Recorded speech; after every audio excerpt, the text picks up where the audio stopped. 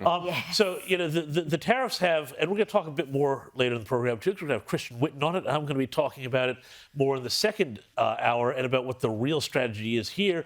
But the really interesting thing here, like the share market has gone down quite substantially in the last few days. We know this. We also know the share market is actually quite overvalued, okay? It was a correction that was coming. It's a correction that was coming.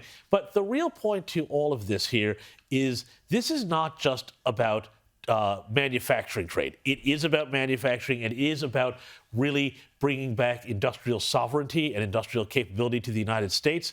Australia needs to wake up to what is happening here, because what Trump is about is saying basically that a nation that cannot make its own industrial products cannot survive. And it goes of a piece with his calls on everyone to get their defense spending up to 3%, which Labor disgracefully failed to do in the budget that they had down a couple of weeks ago. But the other thing, too, this is also really, and I'm going to walk through the steps of this a bit later in the program, a way that they are going to essentially refinance the debt, get the Treasury paying a much lower interest rate for the trillions of dollars of debt, and grow their way out of the deficit. And this, too, is something that Scott Bessent, the Treasury Secretary, he flagged this was what he wanted to do long before Election Day. So everybody who freaks out and says, we didn't see this coming, there's a strategy, it's rational, it's a big gamble, but if they didn't do this, literally the United States is going to slam into a mountain of debt.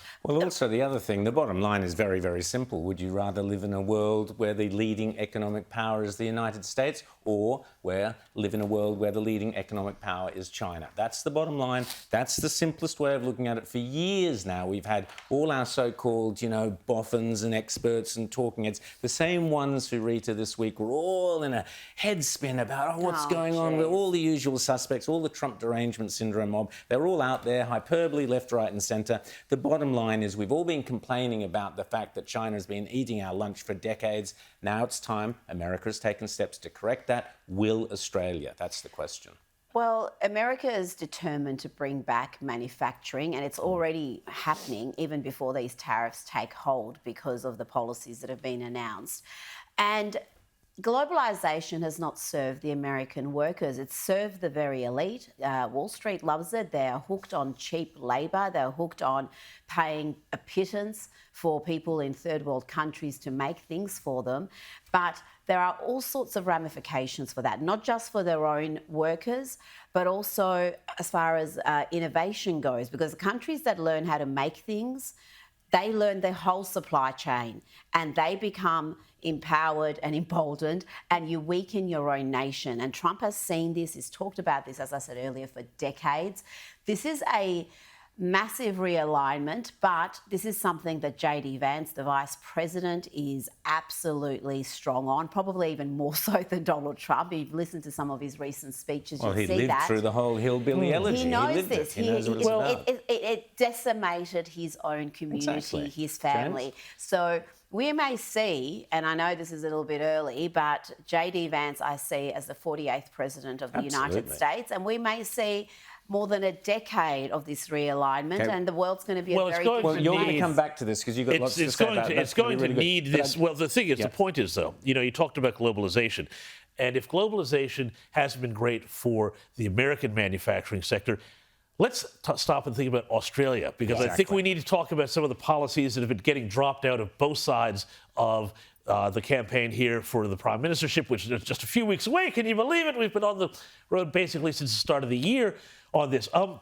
And the real issue here, of course, is that, Australia does very poorly in globalization because we have created a situation where we have a high wage economy, which is fine and good for workers, but also a high regulation economy, not so good, and a highly expensive energy policy. So that means that basically we now have to get everything we have from overseas. All we can do is our extractive industries, which are wonderful, but the complexity of our economy is down at third world levels. We don't really add much value, and there's a big Harvard index of competitiveness that talks all about that. It's a disaster.